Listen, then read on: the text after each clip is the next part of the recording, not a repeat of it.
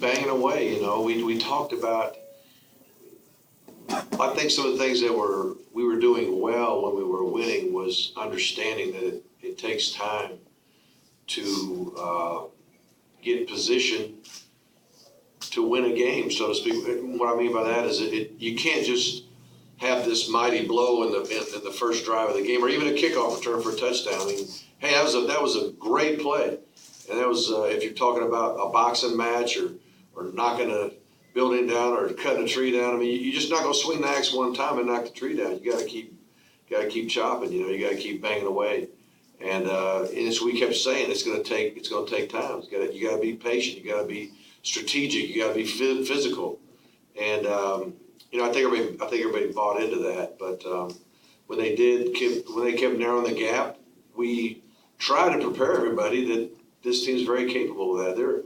I think they're one of the best offensive teams in the league. I mean, when you watch their film, they're outstanding in my opinion. What they do scheme-wise, I think their quarterback is really good. I really believe that guy's going to play in the NFL. He's 6'4", 6'5", 230, can run like he can. He's physical. He throws the ball extremely well. He's got a lot of poise and confidence.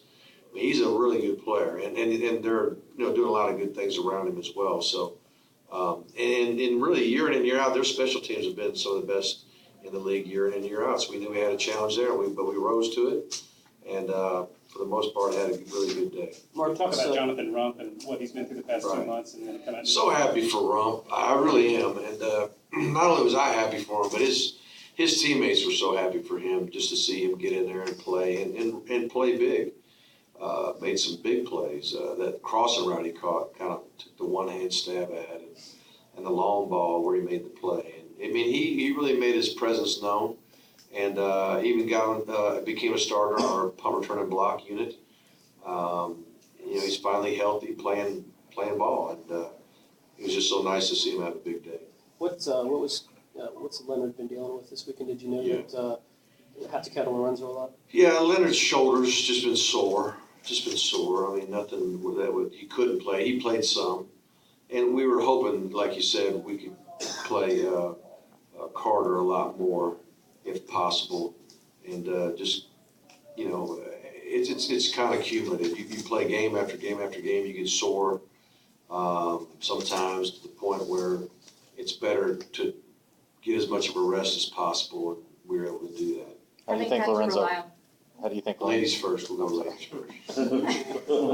Having to rely on Lorenzo as much as you did, were you pleased with what you saw from him during the day? Well, just from the sideline, you saw him playing with energy. You saw him making some plays. A couple times he allowed the quarterback to break contain on his side when he was in charge of the contain. But energy level was good, and I guarantee you, playing as much as he did and having that much success will give him more confidence. Mark, what was it you saw from Sony that allowed you to not just play him, but play him a lot? Yeah, well, Sony, excuse me, it got to the point where the x-rays, the physicians and all decided that he was healed from that point of view, but it becomes kind of a pain tolerance issue. You still might get sore. We didn't really test him much on Monday, Tuesday. He got thudded up a little bit on Wednesday, but when you watched him practice, you just saw him flying around, running hard. Chubb does a nice job too of setting the tone. Vernon Douglas. I mean, our backs have gotten in a really great habit with the leadership of Brian McClendon to every time they touch the ball, they're flying down the field at least 40 yards, if not more, to try to stay in condition as they go. But just watching him run, he looked confident. He looked like he was, ready to go. And he was excited about playing. And, a couple of times during the week, I asked him how he was doing. I asked Coach McClendon how he thought he was doing. And he said, Coach, the kid wants to play. And, sometimes when you're coming off an injury, you're tentative.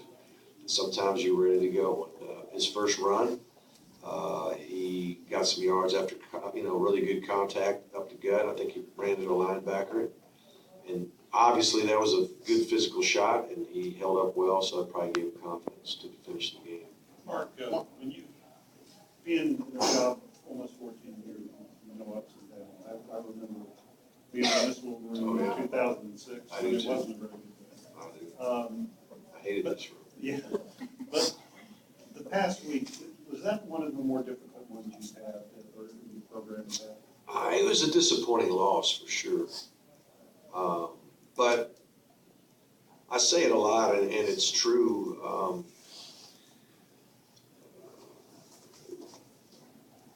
You get up, you go to work. I mean, you go to the Budsberry and you start working, and every minute of the day is pretty much taken up by some type of task that has to get done. So you're just focusing on your job. You're focusing on getting ready for the next one. You first off focus on what went wrong and what you need to correct, whether it's scheme or effort or just the way you do things, you know.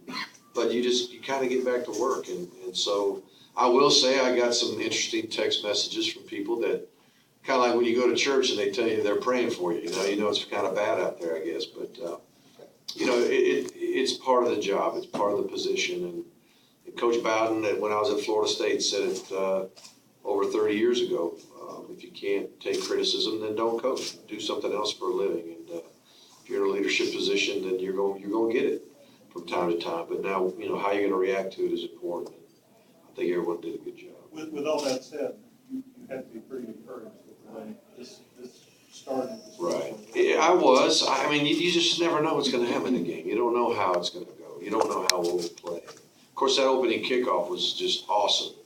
And we kept stoking the fire, so to speak, with some more offensive, defensive plays. And, I mean, you know, it was outstanding start. And then they hit a few counter punches. Like you mentioned, getting within 10 a couple times with a lot of clock, with an offense that you know can score fast. And, you know, so it got our attention again. And I don't think we ever got in a position where we were sitting back saying, hey, we got them. You know, until probably late in the game, which was good. I know you haven't wanted to focus on Todd not being with the team the last 4 weeks, but now that you are going to have him back, I mean, do you get the sense that things are coming together now a little more? Well, it's like I told the team in the locker room, and I got asked the question coming off the field, and to me, you know, today's about Georgia. Today's about what we did as a team today.